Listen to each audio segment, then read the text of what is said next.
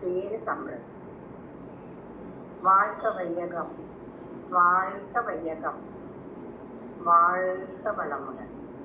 गुरुवायुर गुरुवे तुणे। इस सत्संग में शामिल होने वाले सभी लोगों को विनम्र सम्मान और शुभकामनाएं देती हूँ। आज का शीर्षक है काल चक्र और जीवन चक्र।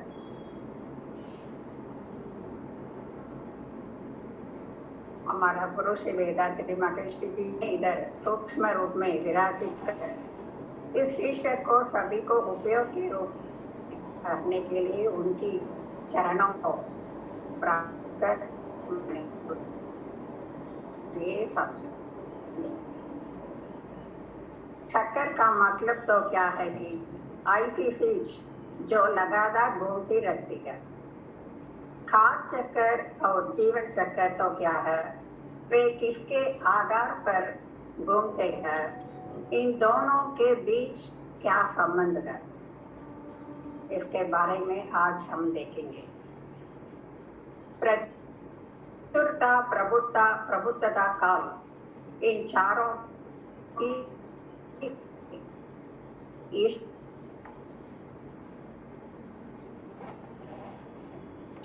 आई हुई है। ईष्टा के परिवेष्टन शक्ति से ईशकन सघन प्रज्वलित होकर व्योमकन दैट इज अणु का सृजन हुआ। इसके समस्त प्रपंच में व्याप्त होने के कारण इसे व्योमकांत, आकाशकांत, तमिल में वानकांत कहते हैं। ये परिचालन अवस्था है। अणु से वायु, अग्नि, जल, पृथ्वी इत्यादि पंचभूत तथा अन्य वस्तुओं का सृजन हुआ। जब पंचभूत नेबुला की ओर गति करती है तो मध्य भाग में अधिक उष्ण उत्पन्न होती है। वो उष्ण गोल बन जाते हैं। इसे हम सूर्य और नक्षत्र कहते हैं। इस सूर्य गोल से बाहर आने वाली सभी मूलकों में बुध, शुक्र, चंद्र, मंगल, गुरु, शनि नामक सूर्य की उपग्रह बन जाते हैं। ये सूर्य कुटुंब है। भूमि भी इस तरह आने वाली एक उपग्रह है। राहु, केतु सूर्य के मध्य भाग से अक्सर आने वाली कांत तरंगम है। करोड़ों नक्षत्रों के योग ही एक अंड, अनेक अंडों के योग का ब्रह्मांड करते हैं। इस ब्रह्मांड या प्रपंच को 12 दैट इज 12 राशियों में विभाजित है। मेष, वृषभ, मिथुन, कर्क, सिंह, कन्या, तुला, वृश्चिक, धनुष, मकर, कुंभ, मीन इत्यादि।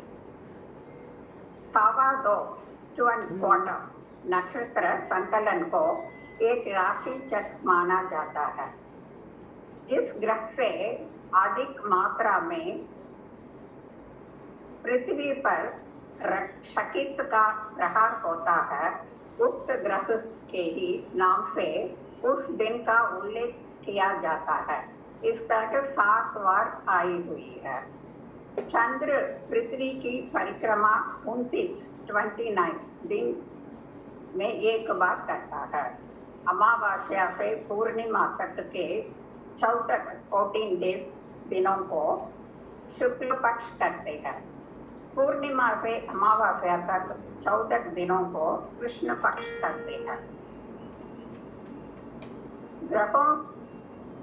ग्रहों की संचालन की काल चक्कर करते हैं। सौर कुटुंब के अन्य ग्रह सूर्य की परिक्रमा अंडाकार पथ एलिप्टिकल पाथ दैट इज नीलवट्ट पादे में चलते रहते हैं। सूर्य से दूरी, सूर्य की परिक्रमा करने में लगने वाले दिन उन ग्रहों की रंग सीधी रेखा में आते समय जब विभिन्न ग्रह अलग अलग पथों पर मिलते समय इन कारणों से परिक्रमा विधि के अनुसार समानता या विभिन्नता होता रहता है। हर एक ग्रहों को अलग अलग विशेषताएं और संसाधन होती रहती है। इस तरह काल चक्र की ज्ञान को एस्ट्रोनॉमी या व्योम शास्त्र करते रहते हैं। ये ही ब्रह्मांड करते हैं। अब हम जीवन चक्र को देखेंगे।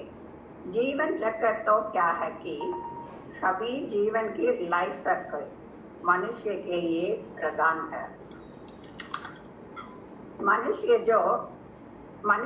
जो ईश्वर से विकसित हो चुका है उसे अपनी मूल अवस्था में लौटना होगा। इसमें रुकावट है उनकी इम्प्रिंट्स। इन इम्प्रिंट्स के आधार पर उनके जीवन काल में होने वाली सभी घटनाएं ही जीवन चक्र। मनुष्य की आधार स्थान क्या है कि अनुवंशिक केंद्र, दैट इज मूलाधार। नक्शी ने इसे डिवाइन ट्रेजर, ईश्वर की खजाना, जेनेटिक सेंटर, मूल्यवान खजाना करते हैं। इस अनुवंशिक केंद्र तो क्या है? भौतिक शरीर का स्रोत वीर्य द्रव, दैट इज सेक्सुअल फ्लूइड। सूक्ष्म शरीर का स्रोत प्राण शक्ति, प्रणव शरीर का स्रोत जीवकांत शक्ति। ये तीनों दबाव में एक साथ जुड़कर काम करने की एक दिव्य केंद्र ही अनुवंशिक केंद्र। शरीर की मध्य भाग में जीवन की आधार केंद्र के रूप में स्थित होती है। पूर्वजों से आने वाले संचित कर्म, जन्म से आज तक करने वाले प्रारब्ध कर्म, इन दोनों से आने वाले अकाम्य कर्म, ये सभी कर्म के स्थान है अनुवंशिक केंद्र। हमारे पूर्वजों ने कहा था कि अंड में जो कुछ है वो पिंड में भी है। शुद्ध सोने की हमारा अनुवंशिक केंद्र है। ईश्वर का पेटी करते हैं ना। अनुकण प्राण शक्ति के रूप में है, व्योमकांत जीवकांत शक्ति में रूप में है। पंचभूत ने पृथ्वी स्थूल शरीर, जल रक्त संचालन, वायु संचालन, आकाश का संचालन इसी रूप में है। नवग्रहों ने सूर्य हड्डी அவங்களுக்கு என்ன காமிச்சாலும் கடைசியில் என்ன பண்ண போறோங்கிறது நம்ம சாய்ஸ் தான். प्राणु चंद्र சொல்லதான் நமக்கு मंगल मज्जा சரி சரி गुरु சண்டை போடாம मस्तिष्क போய்க்கணும். शनि नव केतु शुद्ध शक्ति इसके रूप में हमारे शरीर में है।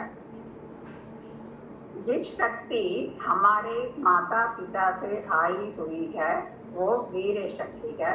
मनुष्य की उत्पत्ति, मानव की प्रकृति, विकास, गति और प्रभाव की सबसे मूल्यवान वस्तु करते रहते हैं।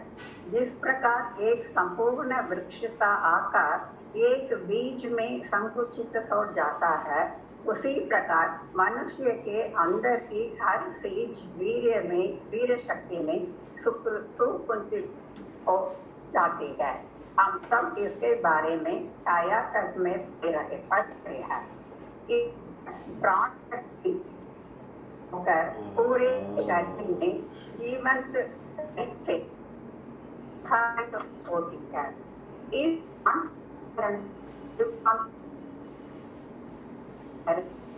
गति का रिकॉर्ड करते हैं। इस जीवकांत से और एक्सटेंड होकर मन नामक एक दिव्य लहर बन जाते हैं। ये सब कहाँ चल रहा है? अनुवंशिक केंद्र में है। क्यों इस मन का लहर? मन का लहर का अवश्य तो क्या है? इस जेनेटिक सेंटर ईश्वर का खजाना है न, उनमें अंदर उसके अंदर ईशता है न। ईशता का गुण तो क्या है? प्यार और करुणा।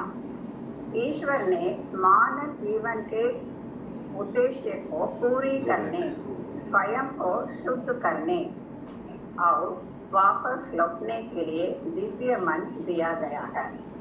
देखिए ईश्वर कितना करुणामूर्ति है। हमारे अंदर में रहकर हमारे चलती रहती है ईश्वर, वो ही मन है। मन मनुष्य और ईश्वर के बीच में एक डिवाइन रास्ता है। इतने अच्छे से मन रखेंगे तो उतनी जल्दी से हमारा इम्प्रेस वापस हो जाते, हमारा इम्प्रेस चल जाते हैं। मनुष्य और ईश्वर के बीच में एक डिवाइन रास्ता है। मन ही इस जेनेटिक सेंटर के अंदर की कलंकों को बाहर निकलने और अंदर ही ईश्वर को पहचान कर सकती है। इसलिए ही मन बहुत बहुत आवश्यक है। मन को शुद्ध से रखना बहुत बहुत आवश्यक है। मन जेनेटिक सेंटर की एक चाबी है, उसे यूज करना हमारे हाथों में ही है। अब हम काल चक्र को देखते हैं। नवग्रहों को संचालन की काल चक्र। जीवन चक्र तो क्या है कि जेनेटिक सेंटर की संचालन, हमारा अनुवंशिक केंद्र की संचालन की जीवन चक्र। दोनों अलग अलग से कैसे घूमते हैं हम देखेंगे। इन दोनों के बीच में मनुष्य जीवन निर्धारित हो जाती है। कैसे? काल चक्र नवग्रहों और उनकी तरंग गतियों के आधार पर चलते हैं। जीव चक्र जेनेटिक सेंटर के इम्प्रिंट्स के अनुसार चलते रहते हैं। जीवन चक्र काल चक्र के नियम के अधीन चल रहे हैं। हमेशा जीवन चक्र काल चक्र के आधार पर ही चलते रहते हैं। नवग्रहों मनुष्य को जेनेटिक सेंटर पर आधारित करते हैं। हमेशा नवग्रहों हमें मनुष्य पर अधिकार करते रहते हैं। इस ग्रह और जेनेटिक सेंटर का प्रतिबिंब तो क्या है? हम अच्छी तरह जानते हैं नवग्रहों और हमारी जेनेटिक सेंटर। इसका प्रतिबिंब तो क्या है? ऐसे उसे हम देख नहीं सकते हैं, फिर उसका प्रतिबिंब भी है एक। उसे हम कैसे करते हैं? हमारा जन्म पत्रिका, दैट इज हमारा हॉरोस्कोप। हम हमेशा हॉरोस्कोप को देखकर मेरी हालत तो अच्छा है, कैसा है, हमको इस मिल सकते हैं, उसे मिल सकते हैं, इसका ढूंढते रखते हैं ना। जब जब हमको कष्ट आते हैं उस समय हम इस हॉरोस्कोप को देखकर इस तरह घूमते रहते हैं ना। वो ही हमारा जन्म पत्रिका। जननी जन्म सौख्यानां पदवी पूर्व पुण्यानां लिखिए जन्म पत्रिका। इस तरह जन्म पत्रिका के ऊपर एक वचन है ना, उसका मतलब तो क्या है? आपका सभी, आपको जीवन में क्या क्या मिलने के है वो सब इस जन्म पत्रिका में है। आपके बर्थ के अनुसार, आपके बर्थ के टाइम में क्या क्या है, उसका ग्रहों ने क्या क्या है, कहाँ है, इस तरह की एक विवरण ही इस जन्म पत्रिका। जब बच्चा जन्म होते तब हॉरोस्कोप की गणना की जाती है। हॉरोस्कोप में 12 ज़ोडिएक हाउसेस है। इसकी गणना शिशु ने मां के गर्भ से बाहर आने के समय को लेकर गणना कर जाती है। वे उस समय के तारों, राशियों और ग्रहों की चाल के आधार पर हॉरोस्कोप गणना करते हैं। इस तरह हॉरोस्कोप की ज़ोडिएक हाउस की गणना होती है। इस तरह ग्रहों ने मनुष्य पर अधिकार करने की विवरण का कला एस्ट्रोलॉजी करते हैं। उस बताने वालों को, उसके बारे में बताने वाले को एस्ट्रोलॉजर कहते हैं।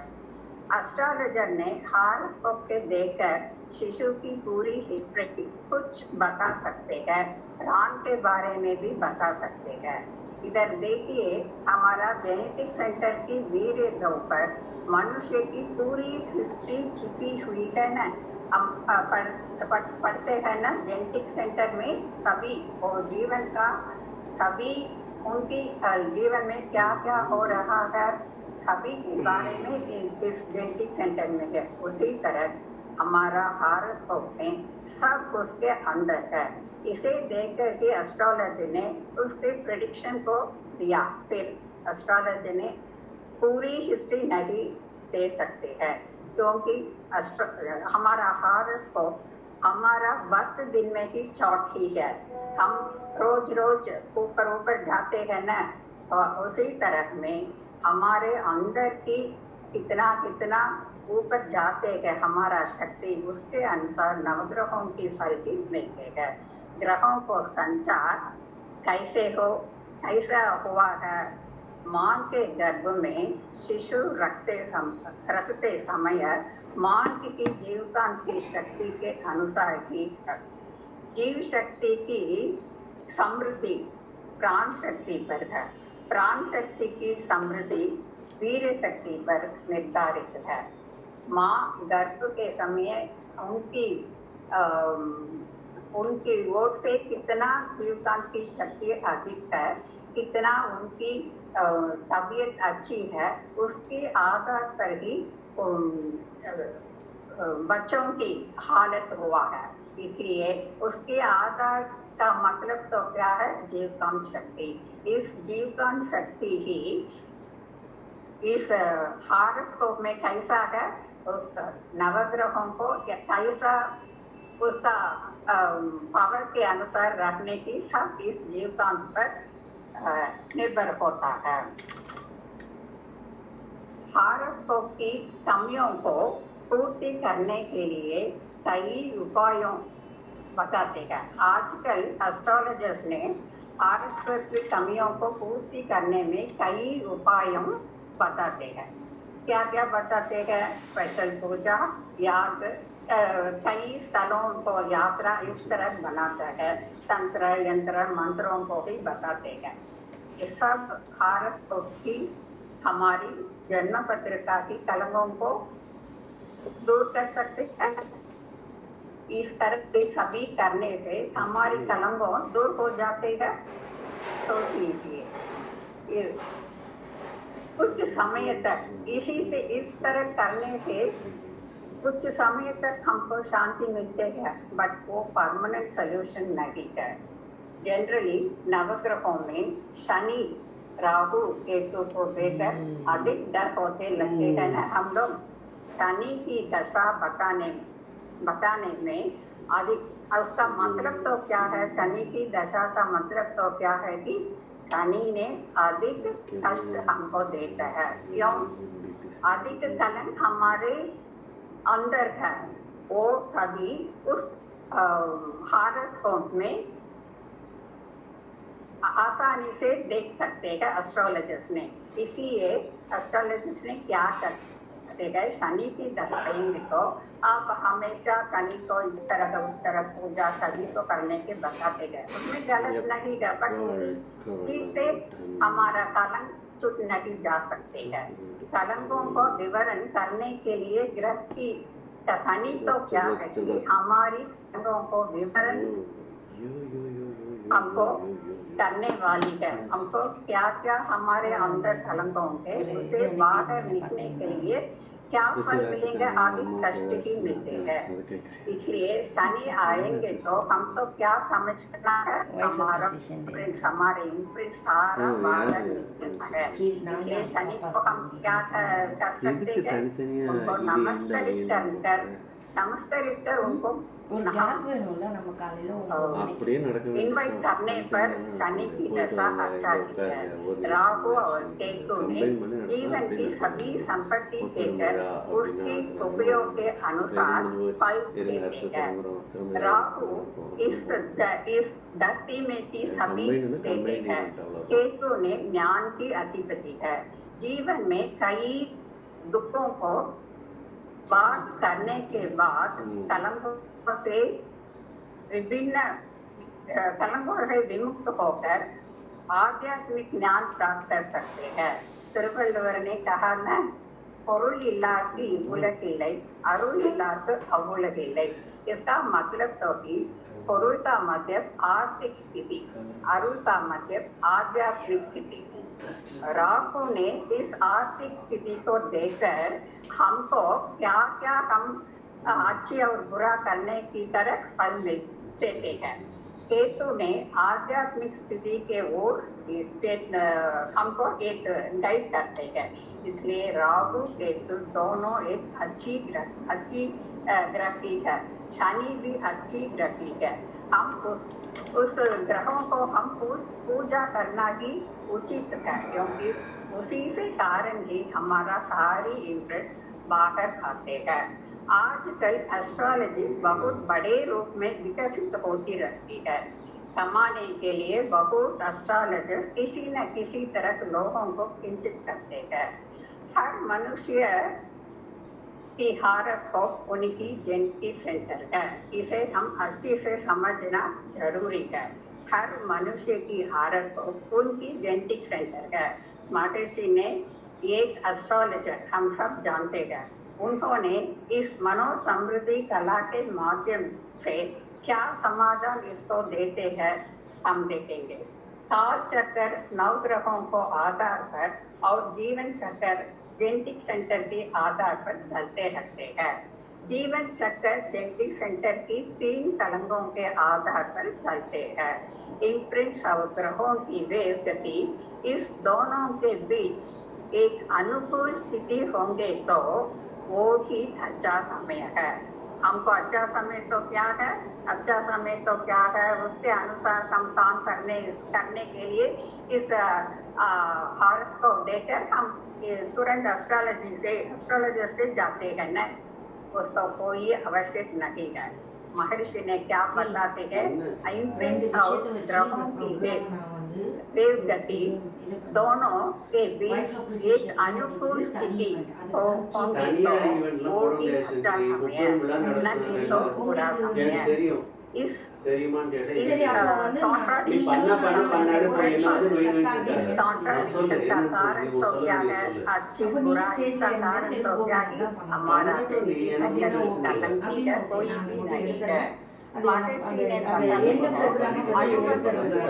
पवित्र करना जरूरी है।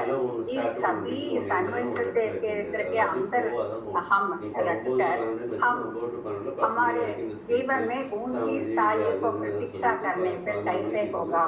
सिर्फ हॉरोस्कोप से इधर उधर घूमना कोई फायदा नहीं होगा। इसका एक ही कारण अनुवंशिक केंद्र की पवित्रता।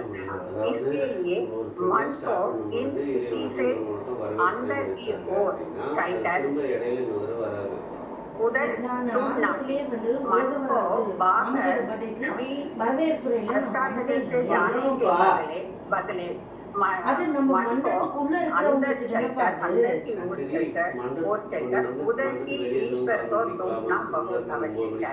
मन की आवृत्ति को कम करने के लिए ध्यान, जेनेटिक सेंटर की कलंकों को पवित्र करने के लिए विश्लेषण सभी महर्षि ने दिए हैं। इन अभ्यासों को रोज करने से मन की विचार, वचन, कर्म ये एक दूसरों भेद के बिना रखने की आदत बन जाते हैं। प्रकृति से विरोध के बिना जीवन बिताने से सभी काल अच्छी काल बन सकेंगे। जेनेटिक सेंटर में लोगों रखने तक अभ्यास और स्पष्टीकरण दोनों के बीच में पழக்கத்திற்கும் விளக்கத்திற்கும் इसके बीच में स्ट्रगल हमेशा हमको आते हैं न। इसका कारण की क्या है कि जेनेटिक सेंटर की अपवित्रता। सभी कलंकों से विमुक्त होकर छठी इंद्रिय की पूर्णता की प्राप्ति ही मानव जीवन की उत्कृष्टता है। इसके लिए महर्षि ने एक अद्भुत ध्यान देते हैं, वो है पंचभूत नवग्रह ध्यान। कोई कष्ट के बिना आराम से बैठकर मन की यात्रा को प्रपंच में रखने वाले पंचभूत और नवग्रहों पर चलेंगे तो उनसे आने वाली काम तरंगें हमारी जेनेटिक सेंटर से संबंधित होती रहती है। इससे हमको क्या क्या फल मिलते हैं। ध्यान से ग्रहों की बुराई को कम कर सकते हैं। मन पवित्र हो जाता है, प्राण संपर्क हो जाता है, प्राण के कलंक मिट जाता है, स्नेह और करुणा की भावना विकास हो जाती है। जीवन में हमको यश, दीर्घायु, विजय, संपन्नता, शिक्षा, संतुष्टि, स्वास्थ्य, मनोसमृद्धि, मैत्री, तत्वज्ञान इत्यादि हमको इत्यादि का वृद्धि हो जाती है। इस विशेष ज्ञान को सभी लोग नहीं कर सकते हैं। आइए अनुवंशिक केंद्र को पवित्र करें और दूसरों की सेवा करके आनंद प्राप्त करें। हॉरोस्कोप में ग्रहों ने अच्छी स्थान नहीं रखने पर भी कोई परेशान नहीं है, क्योंकि महर्षि की हॉरोस्कोप में आयु भाव बहुत छोटा था। महर्षि ने अपने विचारों को प्रपंच में फैलाकर अपना जीवन विश्व शांति की प्राप्ति के लिए इस तरह विचार को ऊपर उठाकर उनकी जीवन को और अधिक बढ़ाया न। इसलिए हॉरोस्कोप हमको एक गाइड की है। यदि ईश्वर की कृपा से हमें अपने जीवन काल में ही एक अच्छी सद्गुण मिलेंगे तो हमारी हॉरोस्कोप का हम पर कोई भी प्रभाव नहीं पड़ेगा। हॉरोस्कोप में सभी ग्रहों अच्छे से नहीं रहेंगे तो कोई परेशान नहीं है, क्योंकि हमारे जीवन काल में हमको एक अच्छी सद्गुण मिलेंगे तो उनकी नज़र से हमारा सारी दुख दूर हो जाती है। कैसे? सिर्फ गुरु को देखने से नहीं, उनकी सारी क्या क्या बताते हैं उसे स्वीकृत के उसके अनुसार जीवन में चलेंगे तो उनकी नज़र से, उनकी दृष्टि से हमारे हॉरोस्कोप में कुछ गलत होंगे तो कुछ दुख देने की स्थिति होंगे तो भी सब ठीक हो जाएगा। कैसे? गुरु की दिव्य दृष्टि से। हॉरोस्कोप एक सिर्फ गाइड ही है, उसे रोज उसे देखना गलत नहीं है। फिर एक हम भविष्य में तो क्या होगा, इस तरह हमारे स्थिति को कैसे अच्छे रहेगा, इसके लिए हम हॉरोस्कोप को देखना आवश्यक है। फिर उसके अनुसार सब ठीक होने की तरफ बदल करना आसान नहीं है, वो नहीं कर सकते हैं भी है, क्योंकि हमारे अनुवंशिक केंद्र के अनुसार भी सब जब आएगा। इसलिए हम ध्यान रखना कि हॉरोस्कोप को देखने के लिए आइए कर्मयोग की मार्ग एक बहुत आवश्यक एक मार्ग है। हम इस मार्ग को अपनाकर जीवन में सफलता प्राप्त करना एक अच्छी की मार्ग है। इसी तरह हम हमारे जीवन में क्या क्या हो सकता है, हमके जीवन काल में क्या क्या को अपना करने के तो नवग्रहों का हम पर बुरा अधिक नहीं कर सकते हैं। शुभकामना एक विशेष वरदान है महर्षि से। इसे और अधिक प्रयोग करने से हमारा जीवन कैसा है, हमेशा खुशी से ही है।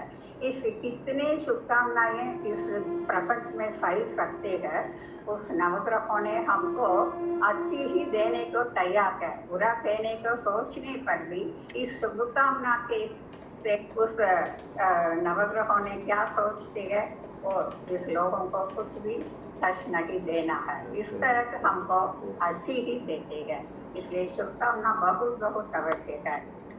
हम इस काल चक्र और इस जीवन चक्र को अच्छी तरह समझने पर हमारा जीवन तो कैसा है, अच्छी से ही रखते हैं। इसको हम क्या करना है, मनोसमृद्धि कला के सभी अभ्यासों को हम सीखना और उसी की तरह अपनाना, उस जीवन में उसी तरह अपनाना भी बहुत आवश्यक है। आइए हम इसे अच्छी से समझकर जीवन में अपनाकर सेवा से हम जीवन में सभी सफलताएं करें। जिए संसार, जिए संसार, जिए समृद्ध। इस स्वर्ण संकल्प देने के लिए दिल्ली एनसीआर स्काई ट्रस्ट को मेरी शुभकामनाएं और धन्यवाद देती हूँ। सुनने के लिए सभी लोगों के मेरी धन्यवाद शुभकामनाएं। வாழ்க வையகம், வாழ்க வையகம், வாழ்க